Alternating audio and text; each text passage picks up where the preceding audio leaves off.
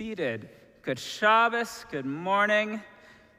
We put aside the Sidurim and we turn to the Chumash, to the Eitz Chaim, to page 432.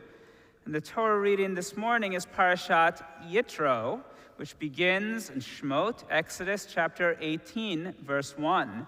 Now the main story of Parashat Yitro is the revelation at Mount Sinai and the reading of the Ten Commandments. But the name of the Torah portion comes from a minor character who makes his second appearance in the Torah this Shabbat.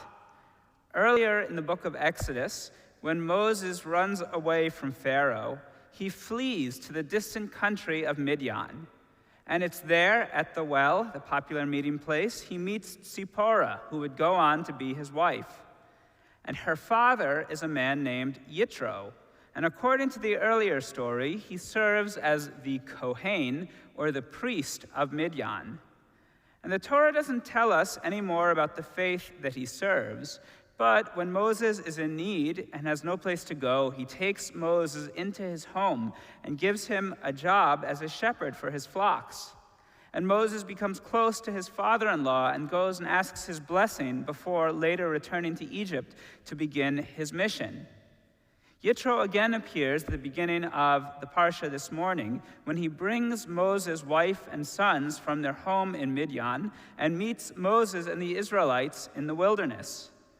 And after hearing about all of the wonderful things that God has done for the Jewish people, Yitro blesses God and joyfully declares, Ata yadati, now I know, ki gadol Adonai mikol ha'elohim, that God, your God, is greater than all of the others.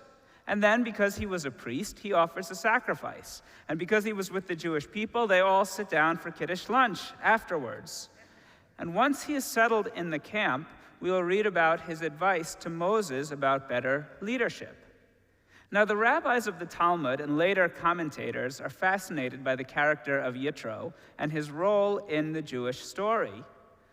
To Israelites living in biblical times, it might not have been so unheard of to have a foreign priest who serves some other god show up and offer sacrifices to our God. After all, he believed there was a God for this town and a God for this village and a God for this area, so why not offer a sacrifice to the God of Israel?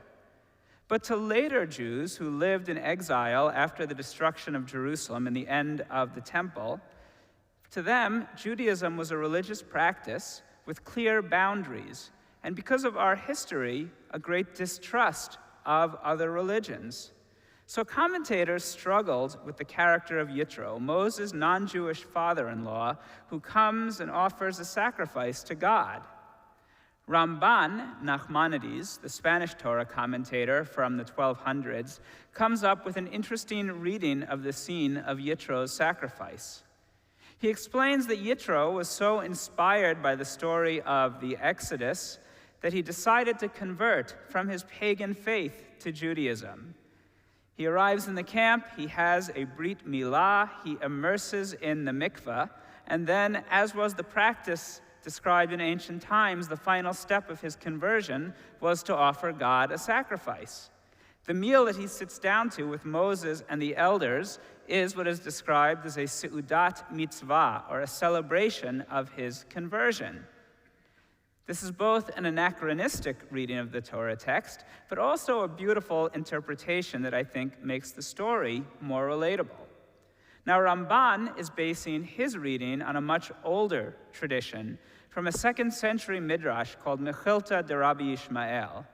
Why, the Midrash wants to know, did Yitro say, Ata yadati, now at this moment, I know that God, your God, is greater than all the others? It was because, the Midrash answers, there was not a single form of avodah zara, of negative term for pagan religions, we often translate as idolatry, in the world that Yitro came across that he did not worship. So Yitro was saying, he's tried out every single pagan religion in the world, and now that he sees what God has done, he realizes the truth of this faith, The Midrash describes Yitro in negative terms. The description of his sampling of every form of idolatry is meant to paint a picture of him as a completely degenerate person who at some point changes his ways, does tshuva, and comes back to living a good life. Because to the rabbis of the 2nd century, if you weren't Jewish, you were probably a pagan idolater, and by extension, a pretty bad person. But I think that today, we can take this midrash and reframe it in a far more positive way. Because Yitro reminds me of many people who I meet as a rabbi. He is a seeker. He comes from a home that is deeply rooted in the local faith and is educated in that world. But then something changes for him.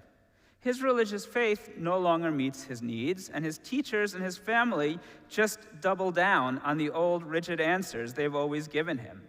So Yitro starts to explore. First, he turns to faiths that surround him. Perhaps the people in the next town have a more powerful idol. Then maybe it's to the people in the town a little farther away. He keeps searching, but no religion that he finds feels right to him. He is scorned by his family and his neighbors, who are angry at him for giving up the local religious cult. But then he travels to meet his daughter's husband, Moses, and he learns about the God who freed the Israelites from Egypt and who split the sea. And he sees that this God is not simply seeking blind obedience from the Jews, but rather seeks to enter into a covenant, into a brit, the second part of the reading that we will chant in the Torah today. He learns that this God seeks to be in relationship with the people who practice this faith, and Yitro wants to be part of that community. It is at that point that he declares, "Now I know that Adonai, the God of the Jews, is greater than all the other gods." And I'm choosing to reframe this traditional reading of Yitro because I meet many people who are seekers, and I know that this experience is being shared by rabbis across the country. Since the beginning of the pandemic several years ago, the numbers of Americans seeking to convert to Judaism has surged. While in the past, as today as well, many of the prospective converts were people in long-term relationships with Jewish people. But the current jump in interest is noticeable in at least two different groups, two very different groups, actually. One group might be described as lapsed Christians. Another group would be people who identify as LGBTQ. While I'm sure that one day this phenomenon will be studied by Jewish sociologists and demographers, I think that it's not hard to understand why many people in one of these groups seek out Judaism. The loneliness that we all felt during the pandemic reminded people of the importance of communities of shared practice, communities of shared purpose. And for many people who grew up in strict Christian homes who had questions about their faith, they were rejected by their families who could only give them dogmatic theology. For many people who identify as LGBTQ, they too have been rejected by families and older communities who judge them harshly. Judaism offers a faith and a practice that is structured, but perhaps more importantly is based on relationships and community. God enters into a brit, into a covenant with the Jewish people in Parashat Yitro, and we build communities based on that brit, communities that are based on coming together with people who may or may not believe the exact same Jewish beliefs and who may or may not practice Judaism the exact same way, but who all desire to live and to learn together. Since moving to the South, I've joked that if we marketed Judaism to lapsed Christians, we could be the largest religion in America. Now, it's just a joke because we are not and will never be a religion that actively proselytizes and seeks out converts. But we are blessed to have a system for welcoming people in. According to Jewish legend, Yitro is one of the first of many Gerei Tzedek, of righteous converts, whose advice helps Moses lead the Jewish people at a formative moment, and who stood at Sinai as part of the Jewish people receiving the Torah.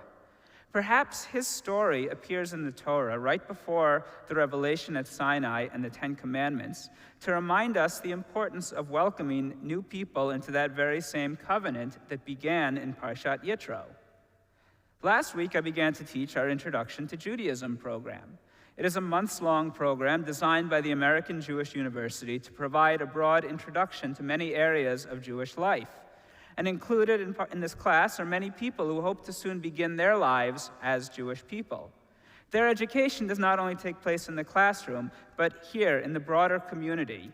And I want to say first, kol hakavod to everyone in our community who over the past few years I've seen actively welcoming in new people who offer to help others find their way through the Siddur and our Shabbat service, and who open their homes and Jewish lives to people looking for the blessings of faith and community that we enjoy.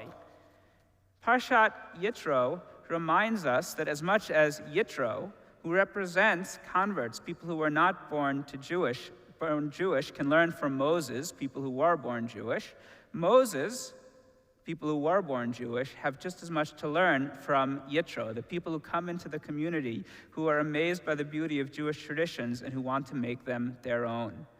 So this morning we read the Parsha of Yitro, the story of Yitro, Moses' father-in-law who joins the Jewish people, and the story of the Ten Commandments, the revelation of Sinai, the beginning of our faith, on page 432, Shemot chapter 18, verse 1.